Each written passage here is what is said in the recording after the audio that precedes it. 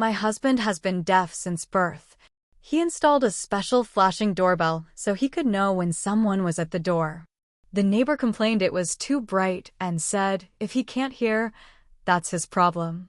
A week later, we woke up to the entire unit smashed, wires ripped out, bulbs shattered. When we filed a police report, she denied everything. But then we found her on our driveway cam, covering her face with a scarf, and saying into her phone, he won't even know I was here. My name's Amanda. My husband Cody and I bought a little duplex just outside Spokane, Washington, about a year ago. It wasn't fancy, but it was ours. Cody has been deaf since birth, but he's never let it hold him back. He's the strongest person I know. The smartest, too. We moved into the left unit. On the right lived Sharon. Early 60s, retired. She always seemed to be in the yard, either watering her plants or staring at people like she was judging them. At first, we thought she was just a lonely woman. We were polite, waved when we saw her. Cody even helped her once when her groceries spilled in the driveway. It didn't take long for her true colors to show. First, she complained about Cody's truck. She said it was an eyesore. Then it was our garden boxes, said they were bringing down the neighborhood. She acted like the queen of the street, even though half the houses were rentals. Then came the doorbell. Because Cody can't hear, we installed a special flashing light system. When someone rang the doorbell, a bright white light would flash inside. It lasted about 2 seconds. Barely noticeable unless you were looking straight at it. One afternoon, while I was outside pulling weeds, Sharon came storming across the driveway. "What the hell is that flashing light?" she barked. I stood up and wiped my hands on my jeans. "It's our doorbell. It flashes so Cody knows someone's there." Her face twisted up like she just smelled something rotten. She crossed her arms and snapped, "If he can't hear, that's his problem, not ours." I didn't know what to say. I just stared at her while she turned and stomped back to her unit. After that, she started glaring at us whenever she saw the lights, even though they only flashed maybe once a day when someone came by. Then one morning, we woke up and saw the damage. The wires for the doorbell system were ripped out, leaving ugly holes in the siding. The bulbs inside the flash units were smashed, glass everywhere. The control panel inside the house was torn right off the wall, hanging by a thread. It looked like someone had gone at it in a rage. We called the police right away. The officer came out, took pictures, wrote everything down. Sharon came slinking over with her dog, pretending to be concerned. "Oh no," she said, clutching her chest. "Maybe it was some teenagers. You know how they are." The cop asked her if she had seen anything. She shook her head real slow, like she was trying to be helpful. We knew it was her. But without proof, there wasn't much we could do. Luckily, Cody remembered something: the hidden driveway cam. We had put it in after a few packages disappeared last Christmas. We pulled up the footage. There she was, 3:18 a.m., wearing a scarf over her mouth and nose, crouching low, looking around. She had a small flashlight and a screwdriver. She yanked the wires out, stomped the bulbs, and even tried to kick the doorbell button clean off the wall. And then, clear as day, she said into her phone, "He won't even know I was here." That was it. Proof. I wanted to take it straight to the police. Cody said no. He signed to me, "Not yet. Make her pay." And that's when the real plan started. We spent the whole night thinking about what to do. I'll be honest, I wanted to smash something. Cody, though, was calm. Too calm. That scared me more than anything. The next morning, I called into work sick. I wasn't leaving Cody alone, not now. He sat at the kitchen table, tapping his fingers, thinking. Finally, he signed to me, "We hit her where it hurts." He grabbed his laptop and pulled up the HOA rules for our little neighborhood. I had forgotten we weren't under a real HOA, but there was a set of neighborhood standards everyone signed when they bought in, including Sharon. Turns out Sharon had been breaking a lot of rules. Her dog was off-leash almost every day. She had illegal modifications on her porch. Her backyard had a rotting shed that was supposed to be torn down years ago. She was running a crafts business out of her house without a permit. Cody smiled wide when he found it all. He signed, "We don't lie. We tell the truth." Loudly. So we did. I made a full report, pictures, videos, dates. I sent it to the county code enforcement. I sent copies to the small town council. I even attached the footage of her walking her dog without a leash. Every complaint was real. Every word was true. 3 weeks later, the hammer came down. A city inspector showed up on her lawn with a clipboard and a camera. He spent an hour walking around, taking pictures. A week after that, Sharon got slapped with almost $4,000 in fines. Then came the letters. Tear down the illegal shed. Get a leash for the dog. Remove the porch modifications or be fined again. Cease all business activities from the home. Her head nearly exploded. We watched her screaming into her phone on the front lawn. But we weren't done yet. Cody wanted something personal. Something she'd feel. So we posted the security footage online. Just a simple post in the local neighborhood Facebook group. Be careful. Someone's been damaging property at night.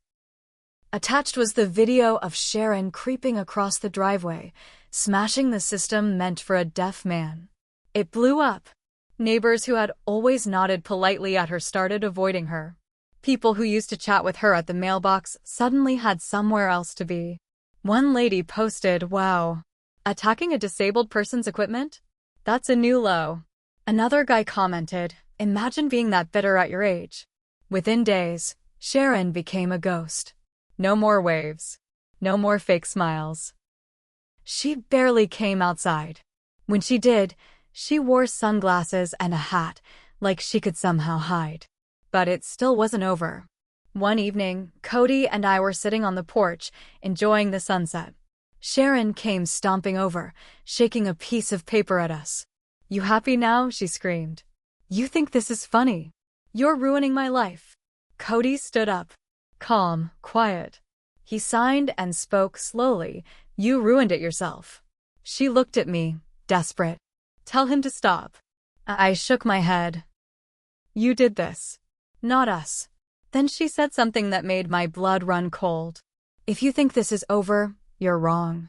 She turned and stomped back to her unit, slamming the door so hard the windows rattled. That night, we checked the driveway cam again. Just in case. Good thing we did. Around 1 a.m., Sharon was back. But this time, she wasn't hiding. She was standing in the driveway, pointing her phone at our house, recording. Then she did something weird. She took out a spray paint can and started tagging the sidewalk. Big red letters. I couldn't make it all out from the camera, but one word stood out clear. Liars. Cody and I stared at each other. We weren't angry anymore. We were done playing. The next morning, we walked outside and saw it. Across the sidewalk in front of our unit, in thick red paint, she had sprayed, "Liars, fakes, cheats." It was ugly. And it was clear what she wanted, to make it look like we were the bad ones. I took out my phone, recorded everything, every angle. Even got the paint can she stupidly left sitting in her flower bed. We called the police again. When the officer showed up and we showed him the new footage and the sidewalk, he sighed and shook his head. "This is criminal mischief now," he said. "And harassment. You could press charges if you want." I looked at Cody. He stared at the ground for a long time. Finally, he signed, "Not yet." I asked the officer what our options were. He said if we wanted, we could file a restraining order. It would force her to stay away from us, and if she broke it, she could be arrested on the spot. We said we'd think about it. Meanwhile, Cody had another idea. That afternoon, while Sharon stayed locked inside her unit, we printed out full-color flyers of her spray painting our sidewalk. We made a big stack. Then we walked the neighborhood. Every mailbox. Every neighbor's door. Every bulletin board at the corner gas station. Warning. Vandal in the neighborhood. Caught on camera. No names were needed. Everyone knew exactly who it was. That weekend, Sharon's world completely caved in. The neighborhood kids, ones who used to be friendly to her, started avoiding her. The sweet old couple 2 doors down took their daily walks on the opposite side of the street. People stopped waving. Then the worst hit for her, her little side hustle, the craft business she ran from her house, started getting flooded with 1-star reviews online. Reviews mentioning poor morals, attacks, disabled neighbors, vandalism caught on camera. Within days, her online store disappeared. We didn't write the reviews. We didn't have to. People saw the truth for themselves. But Sharon wasn't done. One night about a week later, we heard a noise outside. Loud thuds. Scraping. I ran to the window and my stomach dropped. Sharon was dragging huge bags of what looked like trash across our driveway, dumping them by our door. Broken flower pots, old newspapers, even dead plants from her yard. It was almost 2 a.m. Again, we caught everything on camera. Again, we called the police. This time, when the officer showed up, he didn't bother being polite. He marched right to her door, pounded loud enough for half the street to hear, and when she answered, he said, "You're under arrest for harassment, vandalism, and destruction of property." They cuffed her right there on her front porch. Her little dog barked and barked, but Sharon just stood there, silent, as they loaded her into the cruiser. It should have been the end. But it wasn't. 2 days later, a certified letter showed up at our door. It was from Sharon's lawyer. Inside was a formal notice. Sharon was suing us for emotional distress. I almost laughed when I read it. After everything she did? She was suing us? But Cody didn't laugh. He just signed one sentence. "We fight until she's done." And we did. We didn't waste any time. We took the letter to a lawyer, a real pit bull kind of guy named Mr. Daniels. He read the letter once, set it down, and said, "She's bluffing. This is pure harassment." He advised us not just to defend, but to countersue. For the vandalism. For the destruction of Cody's accessibility equipment. For harassment. For emotional distress we had suffered. Cody signed, "Fight everything." And I agreed. The next few months were a blur of paperwork, meetings, and preparation. Meanwhile, Sharon still lived next door. She stayed mostly hidden, but every time she saw us, she would sneer or sometimes shout random insults. Frauds. Liars. Scammers. One day, she even threw a half-eaten sandwich at Cody's truck. We got that on video too. By the time we got to the court date, our file was thick. Photos. Videos. Eyewitness statements from neighbors.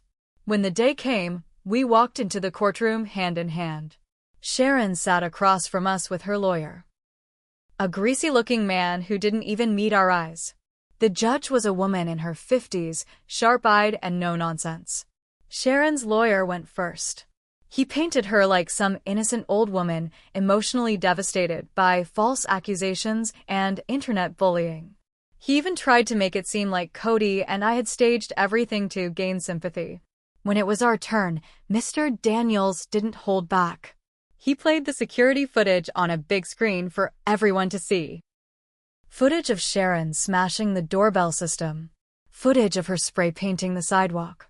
Footage of her dumping trash on our doorstep at 2 a.m. He called up neighbors to testify how she screamed insults, threw things, made threats. He showed the fine notices from the city. He showed Sharon's Facebook messages ranting about getting rid of them. By the time he was done, the courtroom was silent except for the buzzing of the old lights above. When the judge finally spoke, her voice was ice cold. "I find that Mrs. Sharon deliberately, maliciously, and repeatedly harassed the plaintiffs. The evidence is overwhelming." She dismissed Sharon's lawsuit with prejudice, meaning she could never bring it again. Then she ruled in our favor. Sharon was ordered to pay full cost of replacing Cody's accessibility system, court fees, and lawyer fees, $25,000 in damages for emotional distress. It was a public humiliation. Sharon broke down sobbing at her table, while Cody and I sat there, quiet but burning inside. It should have been the end. But it wasn't. Because Sharon refused to pay. And Cody, sweet, patient Cody, wasn't about to let her slip away again. When Sharon refused to pay, our lawyer explained our options. We could place a lien on her property, meaning, until she paid us, she wouldn't be able to sell, refinance, or even die without the debt being collected. Cody signed. Do it?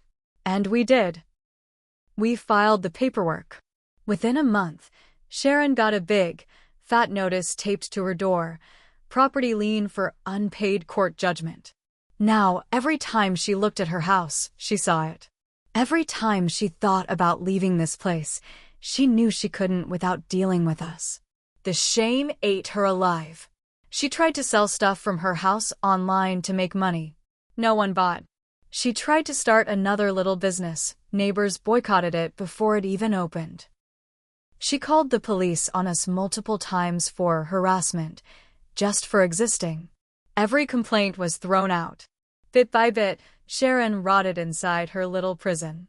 One night, about 3 months later, I heard yelling outside. I looked out and saw Sharon arguing with 2 men on her lawn. Turns out, they were repo guys. She was losing her car. The lien, the fines, the lawyer bills, everything caught up with her. By Christmas, she was gone. We watched from our living room window as a moving truck showed up. Not professional movers. Looked like some local guys she paid in cash. She left in the middle of the night, no goodbyes, no pride. Her house sat empty, windows boarded up. Later we found out, she sold the house at a loss just to cover the debts. She had to move into a tiny apartment downtown. No dog, no garden, no porch. It wasn't a violent revenge. We didn't break anything. We didn't scream or threaten. We just made sure she paid.